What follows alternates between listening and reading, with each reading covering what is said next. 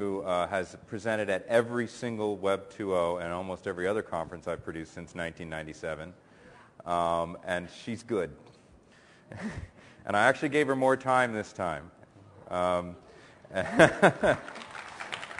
So Mary's going to come out here, give her Internet Trends talk that she does every year, and then she's actually going to sit down and we're going to have a little conversation, which is I've been really looking forward to this. So please join me in welcoming Mary back to the Web 2 stage. Good. How are you? All yours, I'll come back out. Okay. Thanks, John. But what we really want to know is that Alexander McQueen that you're wearing? John, are you out there? Is that Alexander McQueen you're wearing? Yes, it is. And that's not his cologne. So thank you very much. It's good to be back here. And I am going to go through the Internet Trends presentation. And having been critiqued a couple of years ago for doing a presentation the way one shouldn't do a presentation, talking too fast and going through some more content than people had a chance to look at, I'm going to do that yet again and take all the criticism.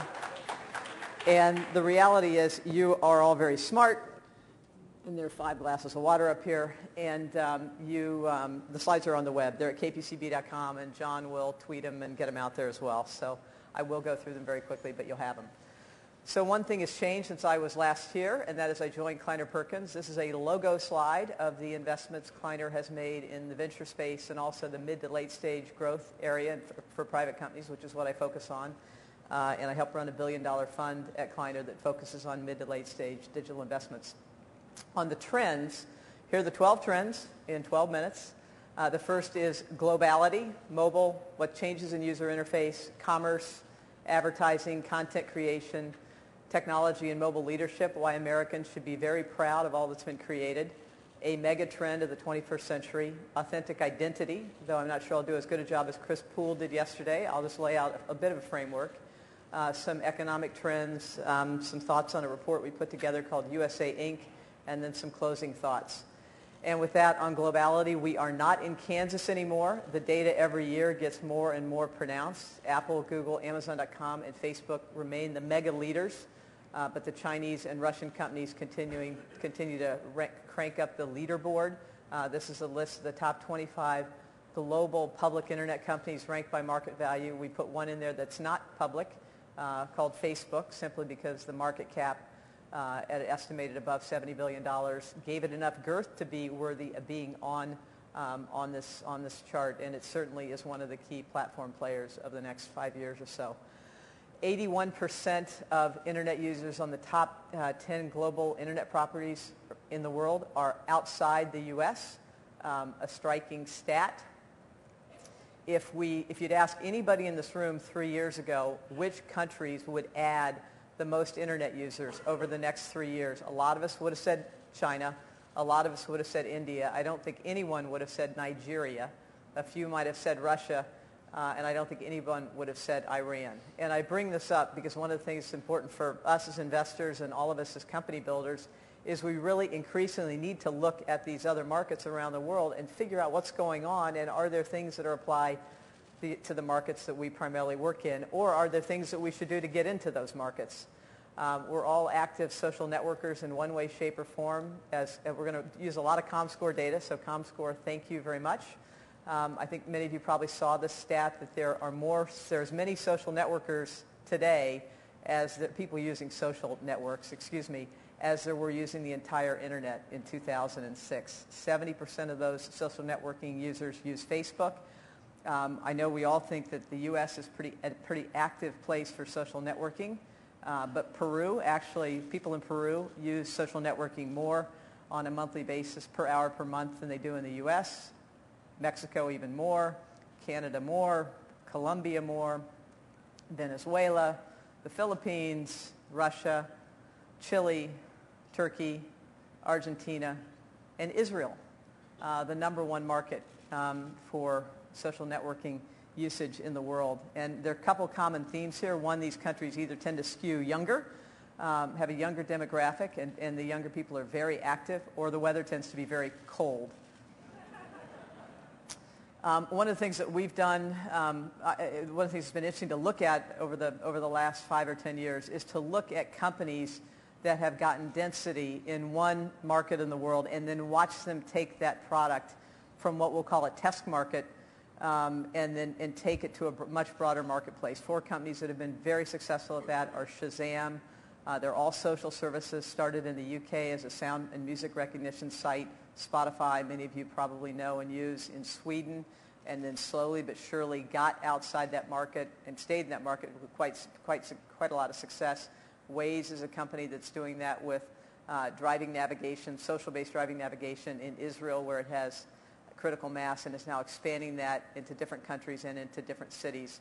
And then a company called SoundCloud as well. So an area, at least from an investment perspective, that wasn't that interesting 10 to 15 years ago, that is now in large part because mobile and social allow these products to get spread around pretty quickly. A title of this slide is Breakthrough Communications Technologies and Services Can Break Out Even During Breakdown Times. We are living through 2 of those today. This looks back at the last century and looks at adoption of the 4, on this at the moment 2, most popular new technology and services that were adopted by Americans. The blue, I think it's a blue line, represents AM radio. It got to mainstream super quickly. TV the same way. This is the internet, and this is the mobile internet. The red line, and I can't go back, but maybe somebody will let me go back. Thank you very much. Thank you. How are you up there? The red bar represents a recession, and it's very unusual when you have a new business or technology or product that grows very quickly during tough economic times. And can we go back one slide, guys? You're going to get me through this quickly, whether I like it or not.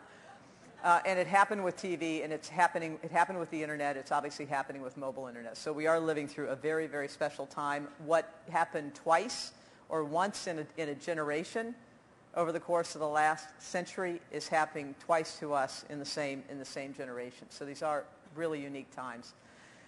Mobile users growing very quickly. This is 3G data, 35% year-on-year growth around the world, almost 1 billion 3G subscribers, and that's only 17% of mobile subscribers. So we still have a huge amount of running room to go in this mobile internet market. This simply looks at smartphones and how they're shipping vis-a-vis feature phones. Smartphones outshipped feature phones in the U.S. in the, I think, the fourth quarter of whatever year that is, but very recently. So that was, I think, the fourth quarter of 2010, happened in Western Europe earlier, and the rest of the world still has a long way to go. So still a very fertile market ahead of us. This just looks at the same data in a different way, looks at smartphone subscribers today compared to mobile phone users in the rest of the world. So still a lot of upside ahead of us. This is a slide many of you have seen. I'm going to show it again just because I think it's amazing for somebody who gets excited about PowerPoint slides. That was, gosh, guys, you're moving ahead. iPods, green. Go. Next one. Orange. iPhones. This is the first quarter since the ramp. Okay, just go ahead without me, guys. So the point of that was you thought the iPod ramped quickly and you thought the iPhone ramped quickly. This is the iPad ramp in the first 6 quarters of launch relative to those other things. So if it seems like it's happening faster than anything you've seen before, it really is. And this is the same thing looking at the iPhone ramp, which we just looked at, that looked like it was pretty fast.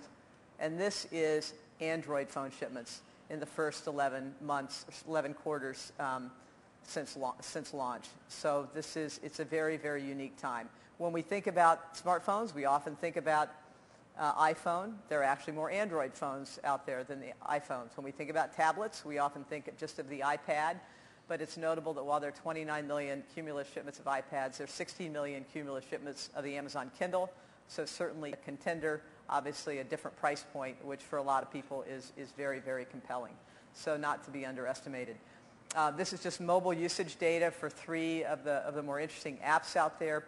60% of Pandora users are already accessing Pandora via mobile devices, 55% of Twitter users, 33% of Facebook, and this is all since basically zero in 2008. And this is just framing stuff you already know. Search growth growing very rapidly. That's Google data. Mobile advertising. This is a global mobile advertising company called InMobi. 250 of the Fortune 1000 advertisers are advertising with InMobi, and the colors in the bars represent where they're advertising around the world. So this is not just a U.S. thing or a Japan thing. It's happening all over the world and ramping very, very quickly. Mobile app and advertising revenue is a $12 billion market in 2011, up 17 times in the past 3 years. This is something we put together back in 2005. I think we did it for John at a conference, and we're moving forward. But I do want to move back on that one, guys. John, what are you doing to me? Okay, we'll come back to that. I'll talk about it in the Q&A. So this is about user interface and where we are today. And we're obviously we've moved beyond the graphical stage, which we'll get to in a minute. But what is one insanely great designer, entertainer, leader, and businessman wrought?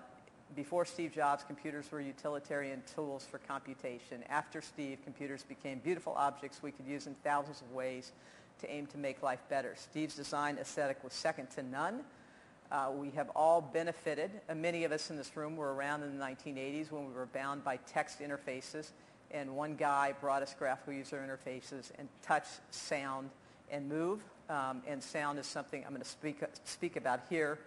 But we think, and unfortunately, I'm glad you're taking my picture, but you're in between me and the slides, but that's okay. But that's okay. We can do that later. The next big things, we think the next big things are the big things on the sides of your head. And those would be your ears. And when we look at the whole environment that we're living in right now, there are 4 billion Bluetooth-enabled devices. Headsets are getting better by the quarter. This noise cancellation technology, Noise Assassin as Jawbone calls it, is really fabulous. The Jambox speakers and other speakers are wireless. They're portable. They're super high quality. Connected car audio is improving by the year. Sound recognition and understanding is getting better, whether it's Shazam, whether it's Siri. And then sound creation and sharing is also getting better by the quarter, whether it's SoundCloud or Spotify. Alex Young, who's the founder and CEO of SoundCloud, was quoted as saying, "Sound is going to be bigger than video. Record is the new QWERTY." And Alex is waving at me, I think, from in the audience. So that was not Alex, but that's good to see you, too. You're the one clicking the slides. Commerce, fast, easy, fun, savings are more important than ever. We've had 4 quarters of accelerating growth. E-commerce continues to gain share from offline. It's at 8%. We think there's a lot of headroom to go. The trend is moving in the right direction. Mobile commerce has absolutely lifted off. This looks at eBay's trajectory of gross payment volume for commerce on mobile devices. eBay, PayPal, Target, Amazon.com, and Square also ramping very quickly. One of the things that I'm most excited about, because I do like to shop, is how the magazine has changed in the last 2 to 3 years, in large part thanks to the tablet. I've called it, it's a bird, it's a plane. No, it's click and buy on a mobile device. I tend to go to 1 Kings Lane for 5 minutes nearly every morning. And to me, it's a beautiful curated magazine where I can click and buy whatever I see and like. And we're doing this pretty naturally now. I think it's important to take a step back and think about what that really means and what it means for commerce over the next 5 to 10 years. It's now the expectation when you see it on your screen that you can click and cause an action and even purchase something. This was a stunning stat, thanks to ComScore, that looks at what were the reasons for in-store purchase abandonment among U.S. smartphone shoppers. Number 1 reason, they found it at a better price, found it online at a better price. People are in your store, they've got their mobile phone. I'm not going to buy it here. I found it at a better price. I found it at a better price at another store. Found it online at another store. Those are the top reasons for purchase abandonment. Transparency and mobile are making a huge difference in commerce. One of the things about the mobile sites that are out there is that they're rejuvenating local commerce in a lot of communities, which is a big business all in. Advertising trends are looking good. You've seen this before. It looks at the percent of time spent in different forms of media and the amount of advertising dollars spent. It's way out of whack for both internet and mobile. A $20 billion opportunity in the U.S. if the revenue equals the time spent. Advertising dollars follow eyeballs. One of the data points that we look at most often to figure out what the health of the advertising market is Google's click growth and cost per click growth. I certainly would have expected a big company like Google to support 28% click growth in the third quarter, but they did, up from 18%. So again, more health in the marketplace. Time spent on social networking sites surpassed portals in June of 2011, a big inflection point for our industry. When we showed this slide a year ago, this looks at CPMs for different forms of advertising units on the web. Social networking CPMs were way under indexed, and just in the last year to year and a half, they've begun to punch their weight from a pricing standpoint, which is part of the reason that market is pretty healthy for a major player in that space. I'm going to skip over this content creation slide because Joanne Bradford from Demand Media is going to do a better job of talking about this than I am, and I'm running out of time. And I do want to focus on a couple things. I think we should all we're at a very difficult time of a lot of economic uncertainty. We're pretty lucky in Silicon Valley. We have a lot of positive things going on. We're living through a once in every 10 to 20 years technology cycle, the mobile computing cycle. Smartphones and tablets just outshipped PCs in the fourth quarter of last year. The Windows operating system fell to being installed on less than 50% of internet-enabled devices in early 2010. And in what looked like a market that the U.S. was not going to lead in, America is winning in a big way. Smartphone operating systems are up to 64% share of global smartphones that are shipped around the world in 2011, up from 5% 5 years ago. And the trend is still moving in the right direction. And to the numbers I went through earlier, nearly 1 billion smartphone users in a 6 billion market. So a lot of upside, I think, for this whole category. Pace of innovation in Silicon Valley may be unprecedented. I've never seen the kind of intensity, focus, and leadership at companies like Apple, Google, Amazon.com that are all going for part of the same business. And the combination of technology improvements and elegant design may be unprecedented. A couple of megatrends, or a megatrend. I think when people look back at this era that we're living in now, in 10, 20, 30, 40, 50 years, they'll say that this is the time when people around the world got empowered via connected mobile devices. This is Twitter data that looks at the Japanese earthquake in March of 2011. These are the tweets to and from around the world, Japan, in and out of Japan, over a 16-minute period when the tsunami hit. The ability to get real-time, fast, and broad information flow is only going to get more dramatic. Remote locations are getting connected. I was surprised by this stat that more people have cellular access or signals than are connected to the electrical grid. There are 200 million farmers in India that are receiving government payments and subsidies via their mobile devices, so able to connect in a way that they couldn't before. And this is something a lot of you probably haven't focused on, but I think it's important, especially when we look at the geopolitics of what we're dealing with right now with the debt loads in Europe and slowing economies around the world. The world is more connected than it's ever been. 24% of world trade is cross-geography, up from 10% in the 1960s. So in many ways, at a meta level, when you think about the superpowers in the world, we're more codependent than ever. And while there are a lot of forces in smaller places around the world, the codependence is actually good, I think, for all of us. And it's a part of the connectivity that we're certainly focusing on in the internet with social networks, et cetera. Authentic identity, this will be one of the big topics of the next 10 years. There's a good part, there's a bad part, there's an ugly part. But I think in a world with tremendous uncertainty owing to the rapid ramp and always-on connected citizens of the world, perhaps the world is on the cusp of being safer than ever. This is a discussion that requires more than the remaining 2 minutes I don't have, but I just wanted to throw that out there and focus on some economic data points and then wrap up. Every data point I'm going to focus on highlights that people are there's a lot of uncertainty in the market. This is a measure of volatility called the VIX that investors look at that indicates how volatile stocks are, the publicly traded companies. And it's at a very, very high level. Not a record high, but it's way higher than average right now. That illustrates a lot of uncertainty. Consumer confidence is well below historical averages, also illustrating uncertainty. U.S. corporate capital spending budgets fell in the third quarter, also illustrating uncertainty of CFOs and CEOs of major companies saying, you know what, I think we should probably spend a little less given the business outlook. GDP growth forecasts around the world have been revised downward. and growth rates are typically forecast to be lower in the next couple of years than they were in 2010. The stock market, in my experience, is the smartest leading indicator of where the economy is going to go. And you can look at some patterns here beginning in 2010, trending up, then trending down, then trending up for a long period of time. We lived in a pretty good 2010 sort of time frame. Things began to turn down at the beginning of the year, largely because of the European debt situation. We've had a good 2 weeks. So on that note, we can say we've had a good 2 weeks.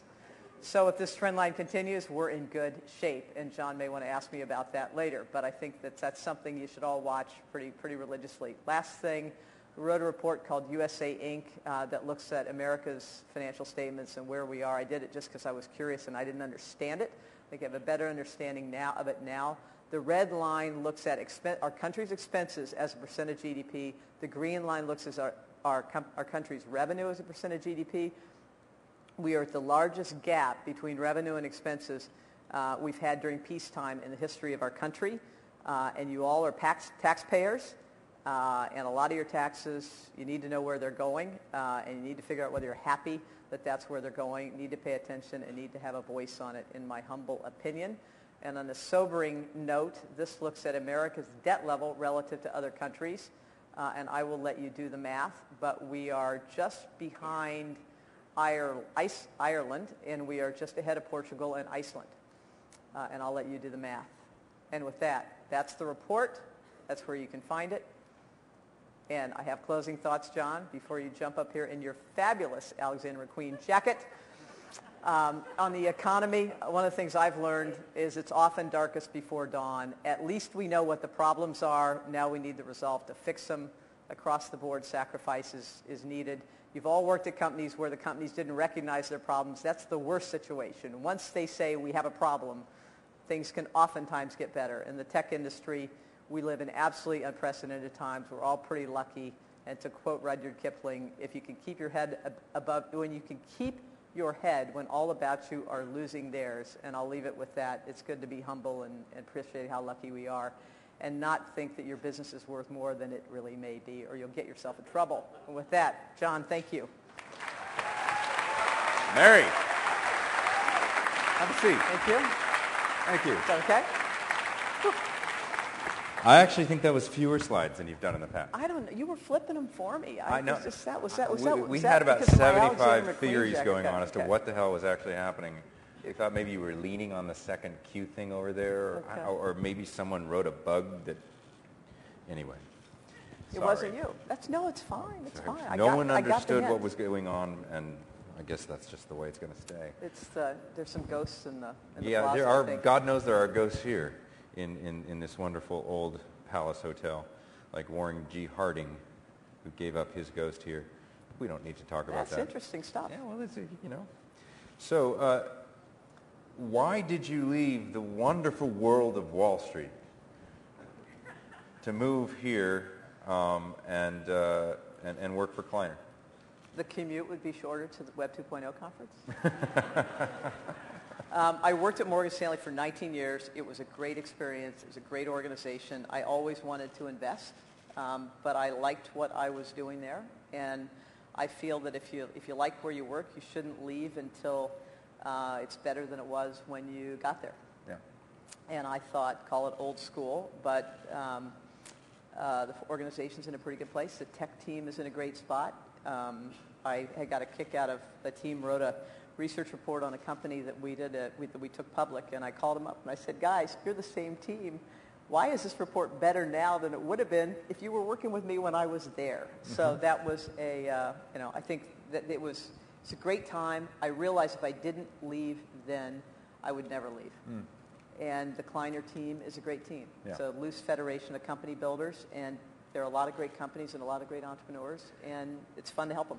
Now, you managed to get the timing pretty good on the whole Occupy Wall Street thing, but you must have an opinion about it, given everything you just showed, yep. Right, about the U.S. economy and certainly the global economy. That last slide was global. Yep. What do you make of it? So I think people are angry, and everybody's angry. People deserve to be a little angry. I think that we've had a lot of finger pointing, recently, or over the last couple of years, which I don't necessarily think is good. And I look at it in a holistic way. If we go back over the last 40 years, our government has been pretty loose with spending and was pretty loose in keeping interest rates at a low level. And that, when people were looking for places to invest and they couldn't get high returns on secure savings, and house prices were going up 20%, and they could get loans at relatively low rates, they got the loans, they bought the second home. Credit was easy. The government set us up a situation where it was easy to borrow.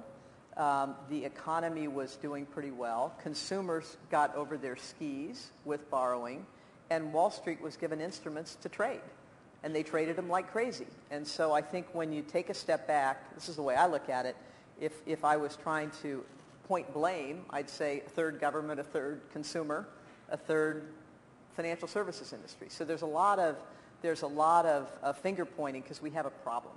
And we don't have a cushion right now because our expenses as a country are higher than they ever have been relative to the Is there revenue. no way out? Or The way out is we all have to say, we have a problem, we all have to sacrifice. We have to give up a little here, we have to give a little there, and we need some really good focused leadership from our Congress, from the White House, to really make those changes. And the consumer has to say, I get that we all have a problem, and I too am going to sacrifice. Right. How are you feeling on handicapping that happening? It hasn't looked good so far, but I'm hopeful. I'm an optimist. I'm So in am I. Silicon Valley. I'm an So am I. optimist. So And I think I'll say one more thing. The consumer has tightened their belt. You have to. If you don't tighten your belt and you have a problem, you're kicked out of your house. I think businesses have tightened their belts. S&P earnings growth has been pretty good over the last 3 years. Well, that's because they're firing people.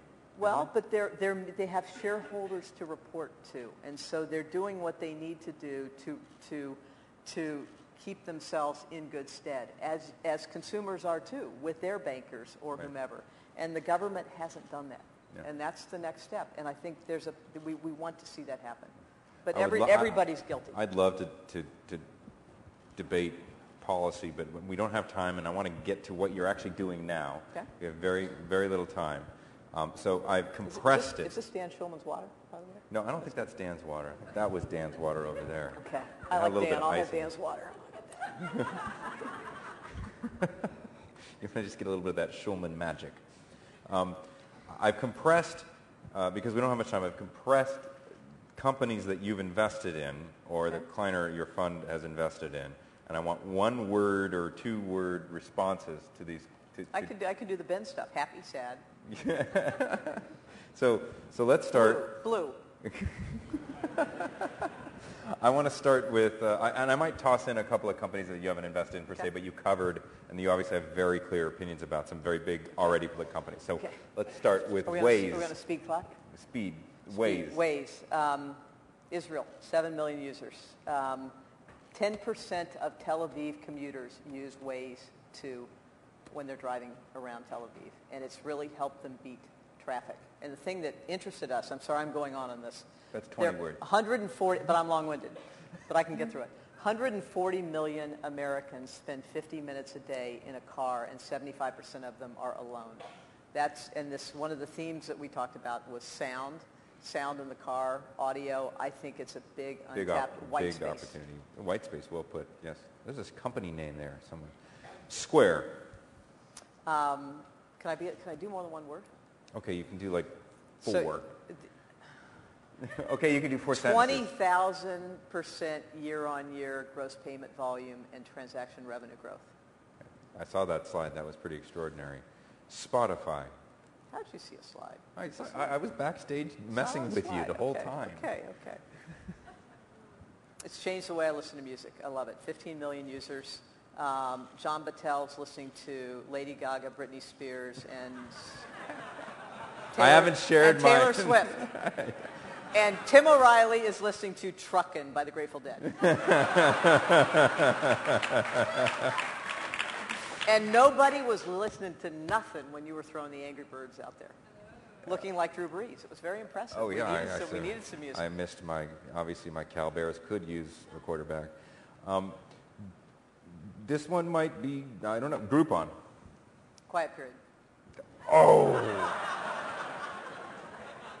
I would love to talk about Groupon, but I can't. Pass. That's what you're going to put right there. Twitter. I know Dick was here last night. Yep. I didn't catch everything that he said, but they have 2,000 advertisers, up from about less than 100 a year ago. Yep. So they're finally starting to monetize the platform, which is pretty exciting. I think their mobile user growth was 40% sequentially, and their tweets are up 150% year on year. So they're starting to hit it.